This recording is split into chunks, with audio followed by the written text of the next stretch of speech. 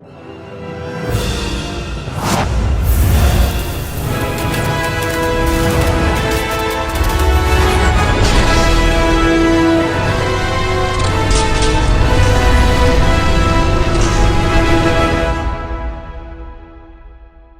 going on, everybody? Welcome back to another video in our Harry Potter series of reviews here on the channel. If you're now just hopping in, I've been doing this with my buddy Rashad from Rashad G Reviews, and he has not been a fan of the series so far. It is the first time that he's experiencing the series, and probably my 10th time experienced the series from beginning to end. And yeah, he wasn't a fan of the first two in the franchise, outside of some of the scenery, costume design, and musical score. I definitely recommend going back and checking out some of those videos if you haven't, because Rashad is definitely pretty hilarious with his reviews, even if I disagree with him wholeheartedly. But today we're going to be talking about the next installment in the series, the one that is usually kind of given the title of the one where shit gets real, and that is Harry Potter and the Prisoner of Azkaban. This time around, we have a new director in the director's chair, and that is Alfonso Cuarón, who brings a darker edge to the storytelling here for Harry Potter. And in the writing chair, we also have J.K. Rowling coming back once again, and Steve Kloves, of course, J.K. Rowling being the one who created this world. And then, of course, you have a returning cast of great people like Daniel Radcliffe, Emma Watson, Rupert Grint, of course, but then some new faces hopping in here as well, like Gary Oldman, David Thewlis, and the premiere of Michael Gambon as Dumbledore after the passing of the original Dumbledore. So Sirius Black has just escaped Azkaban, which is a big magic prison, essentially the prison for the worst of the worst wizards and witches in the world. And at first, Harry Potter has no idea who this person is, but it turns out that this individual is actually responsible for the death of his parents, and the threat and the worry is now that this guy has escaped prison to find Harry Potter. Now, if you've seen this series before, you know where this goes, but for the sake of anybody who's maybe watching these videos and has never seen the Harry Potter franchise, I'll stay away from spoilers and just talk about my thoughts overall on the story, the characters, and what plays out here. But before I do that, I want to say that I am very, very, very happy to say that Rashad from Rashad G Reviews, you know what? I just wait for him to let you know himself. Boy,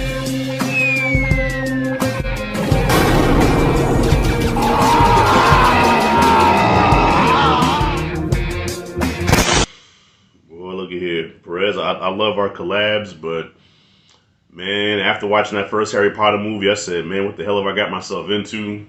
And then I watched part two, and I think I like part two a little bit better, but I'm like, Lord, this is going to be a long-ass 8 movies to watch. But, yo, I got to say, Harry Potter and the Prisoner of Azkaban, or however you say that, was actually tight. So, yo, I have a glimmer of hope now. And, I heard that these movies are going to get better as they go along, because I guess the stories start to get more mature, and, stuff starts getting a little darker and gets more real.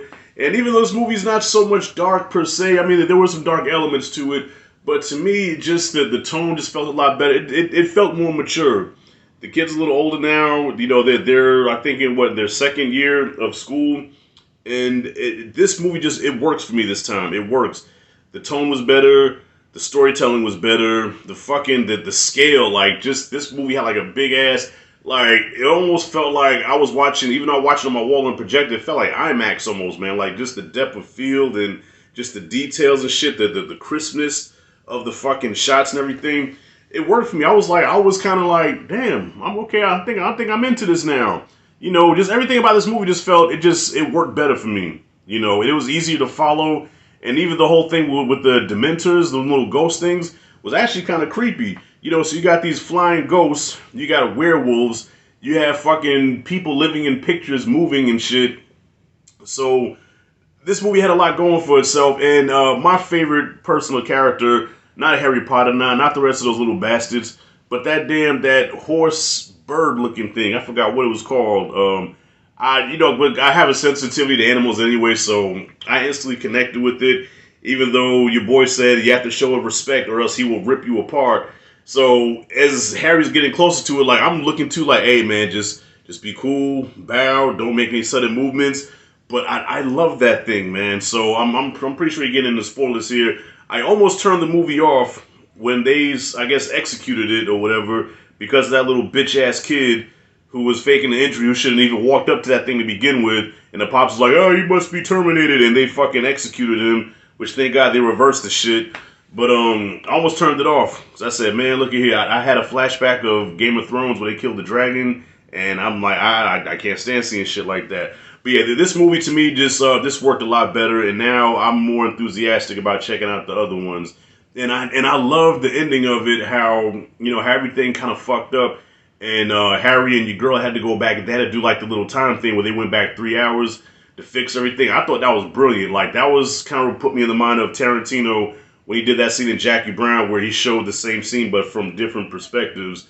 I dug that shit. So yeah, man, Perez, I know you have a lot to say about this movie, so I'm not going to ramble on and on and on. Just know that I enjoyed this light years better than those other two movies, okay? Even the shit with the werewolf, I'm like, wait a minute, is this dude a werewolf? Oh, we got werewolves, so we got witches, we got fucking warlocks, we got flying ghosts and shit, we got werewolves, we got wizards, like, yo, yeah. So as you can hear in my voice, I'm a little bit more excited now. I'm a little bit more, now my eyes are open. So I don't know what the next one's gonna be like, but I did enjoy this one. I guess because it's a different director too. Because who directed the other two movies again? Was it I almost said John Hughes, but it's not John Hughes. It's Chris Columbus, right? One of those motherfuckers directed. I don't know how Chris Columbus and John Hughes just popped in my head, but I know one of those directed those first two movies. This one has a different director, and it shows his style of filmmaking, his storytelling, his pacing, the tone of it. It worked for me. Okay, I was able to sit down and watch this, and then I was even like, when I saw The Prisoner, I said, wait a minute, that looks like Gary Oldman. Is that Gary? Holy shit, that is Gary Oldman. Fucking chameleon. That's why, Gary Oldman's got to be like one of the best actors of this generation, man, because he could just really blend into a fucking role, and you forget that it's him. You know what I'm saying? He can just lose himself into a role, and it's like you have to really look closely and be like, wait a minute, that looks like Gary Oldman.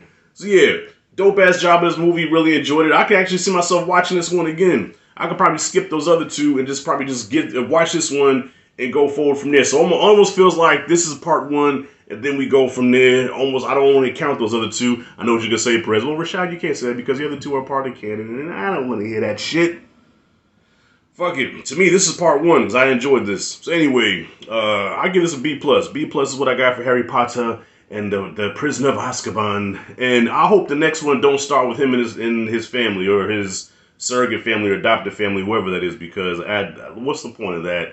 Okay, it's amazing nobody called Child Protective Services already and got him the fuck out of there. That's some abusive shit, you know what I mean? Like, get him the fuck out of there. When he had the auntie turn into a fucking balloon and fly away, I was like, all right, cool, bravo. This movie's off to a good start. Anyway, B+ is what I got for Harry Potter and the Prince of Azkaban. How come every time I say Harry Potter, I gotta talk with a British accent?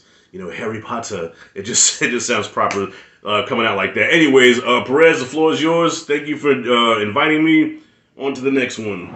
A big thanks to Rashad for joining me here in this video. And man, I just want to say, I'm happy. I'm happy.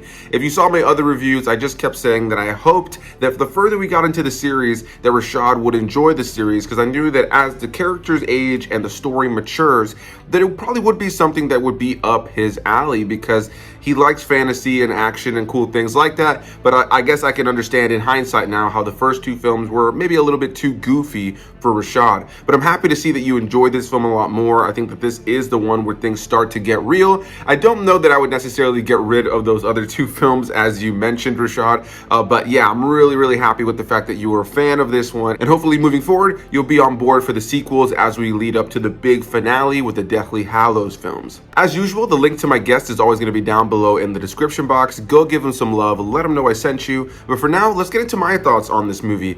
Yeah, this is a good one. I really have a lot of fun with it. I enjoyed watching the first two for sure. I have a lot of nostalgia for those movies. I love the score. John Williams brings beautiful music to this franchise for the portion of time that he's in the franchise. And of course, he really established everything about the sound of what this franchise would be, which is just such an amazing thing. I've said it in other videos before, but it's really crazy to think about the various franchises that John Williams has set the entire musical sound to, things like Star Wars or this Harry Potter or Jurassic Park, franchises that he would inevitably end up leaving, but his music would still be the core sound that would be utilized in anything moving forward. Star Wars is starting to move away from that a little bit with things like The Mandalorian, kind of, but even then, a lot of what is, happening is still very inspired by what John Williams established. So same thing here, incredible music across this entire franchise, and there are so many moments because of the fact that these films came out around the same time as the Star Wars prequels, where you can definitely hear that sound that he had at that time. There was specific music that he would write around action sequences that happened in this movie as well and in the Star Wars movies that often remind me of one of another, which I think is really great. There are moments in this film, especially when they're on their broomsticks or anything like that, that will remind me of moments like the pod race in The Phantom Menace, which, yeah, overall, I just love John Williams' music, and I think it really heightens the experience here. I really enjoyed the visuals of this film as well. There are moments where some of the CG doesn't work, same with the first two installments. Of course, this is, a little bit dated now in comparison to modern day CGI, but I think for the most part, it still looks really good, and they utilize a good balance of practical effects as well as CGI, which I thought, it has a nice blend. There's a couple of moments again where the CG isn't perfect, but compared to some of the bad CG in the first two films, I think this one definitely outweighs it. And then of course I just have to mention really quickly that our returning cast of incredible people with Daniel Radcliffe, Emma Watson, Rupert Grint, Alan Rickman, so many others, they're all fantastic in this movie. Everybody gives a really great performance, and I feel like with each installment they become more and more ingrained with who these characters are, and it's really great to rewatch the series again, knowing where things are going to go, and knowing that some of the actors knew where certain things were going to go, like books before they would even be released. People like Alan Rickman who knew where his character Snape was going to go. So there are little moments in his performance that he's able to bring out some nuances that I think really elevate the story moving forward, because J.K. Rowling let him in a little bit on where this character was headed and some of the revelations that were going to end up happening with his character later on. So there is this element of seeing his performance and seeing the performance of all of these actors and really understanding how it's going to play into who they are and what happens just a few films later in the franchise. This is the first film to feature Sirius Black, played by Gary Oldman, and yeah, he plays a fantastic role here. Again, I won't get too deep into the actual spoilers of this movie. I know this movie's been out for a long time, but there's people like Rashad who's never seen what's happening, and of course, Rashad is watching these with me, and he's probably going to watch this video, so I don't want to spoil anything for what's to come. But yeah, Sirius Black, played by Gary Oldman. Gary Oldman, like Rashad said, is a chameleon, and I just love him in this role. I've always thought of this as one of my favorite roles of him. When I think of the various movies that I've seen him in, whether it's a small role, a big role, he always chews up the scenery, he always eats up the role, and you can tell he's almost always having a good time. And when it comes to the case of this one, yeah, I think he's fantastic in the role of Sirius Black over this entire franchise, and I'm really looking forward to seeing what Rashad has to think of his character as the movies progress. Now, of course, unfortunately, because of the passing of Richard Harris, who played the original Dumbledore, Michael Gambon came in to replace him. And yeah, definitely sad. I would have loved to have seen how the franchise would have played out with Richard Harris still in the role of Dumbledore. But man, I gotta say that Michael Gambon, for me, probably was like the perfect recasting, because when you go from one movie to the next, you kind of don't even notice that he was recast. I think that Michael Gambon does an incredible job of bringing his own version of Dumbledore that maybe has a little bit more energy, a little bit more bass in his voice, and maybe doesn't speak so much with a raspy voice, Harry Potter. But overall, I really enjoy what Michael Gambon does when he comes to play this character. Really enjoy the look and feel of his version of Dumbledore, and of course he's the one that would be in majority of the films moving forward. So I think, unfortunately, even though Richard Harris was fantastic at establishing the character in the first two films, Michael Gambon would go on to make this role 110% his.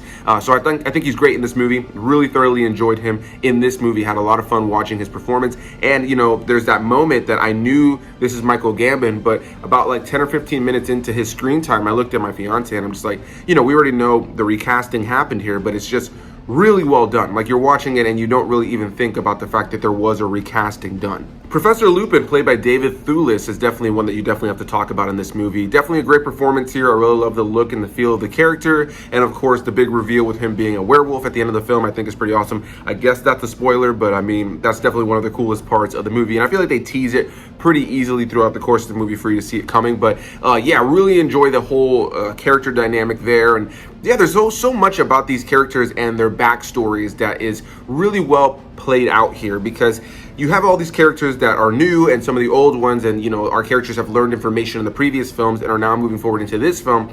And I think that the way that they explore new information being discovered by our main characters in this movie really keeps you engaged, because you as an audience member, if you've never read the books, which I've mentioned before, I have not read the books, this is solely reviews as a movie fan.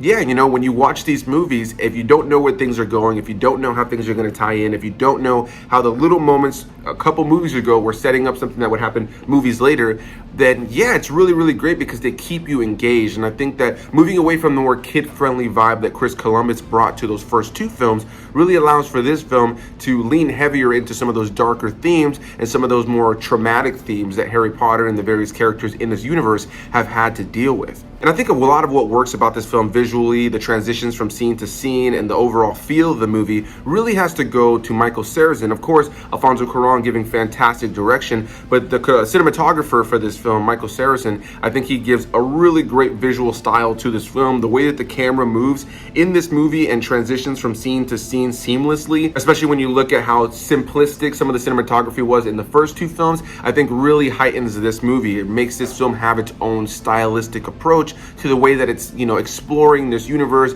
these characters, and this world.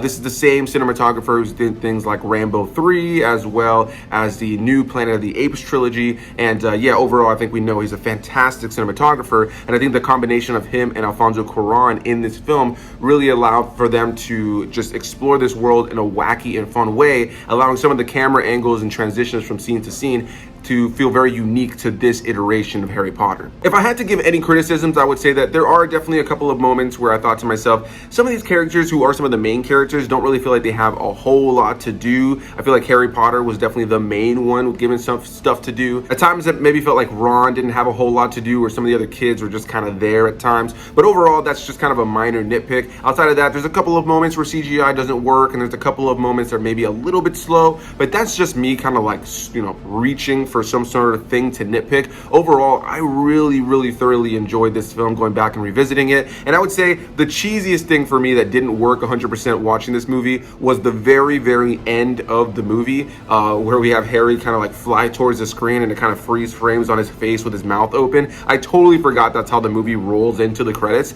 And yeah, watching it made me laugh because it was a little bit overly cheesy compared to the more dark tone we've seen in this film up to this point. And as I'm editing this here in my car, I realized that I didn't even mention the Dementors or the Marauders Map.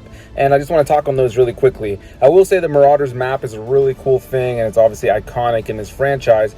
But I will say that it is kind of convenient, the way that it kind of comes into Harry's possession, and just the way it allows him to get in and out of situations and deal with things. So that is one element I would say is kind of a lackluster element rewatching the film, is how convenient that really felt. And beyond that, the Dementors, love the design of them. I think they look great, and they add a whole new element to the very creepy look to this franchise, specifically this installment. I really can't believe I forgot to mention those in my sat down review in front of the camera and all that jazz, but I wanted to take a moment while I was editing this to just add this bit in. So yeah, guys, I'm gonna go ahead and wrap this up because my AC turned on and I got up. I edited it out, but I got up and I tried to turn the AC off and it clicked like it turned off, but it has not turned off. So unfortunately for the last few minutes, this AC has been on, and hopefully that has not ruined the audio for this video. And then some ass clown outside right now is using a leaf blower. So because I've already talked about what I think about this movie, I'm just gonna go ahead and wrap this up before there's more noise and for some reason Godzilla shows up and eats my building. So a big thanks to you guys for watching. As usual, you can find the guest link down below. You're gonna find Rashad G Reviews channel down there. Go give him some love, let him know I sent you. I also recently had him on for a review of the new A24 film Pearl, the prequel to X, so definitely recommend checking that out if you're interested. But if not, a big thanks to you guys for watching this video, and I'll see you guys in the next one. Bye-bye.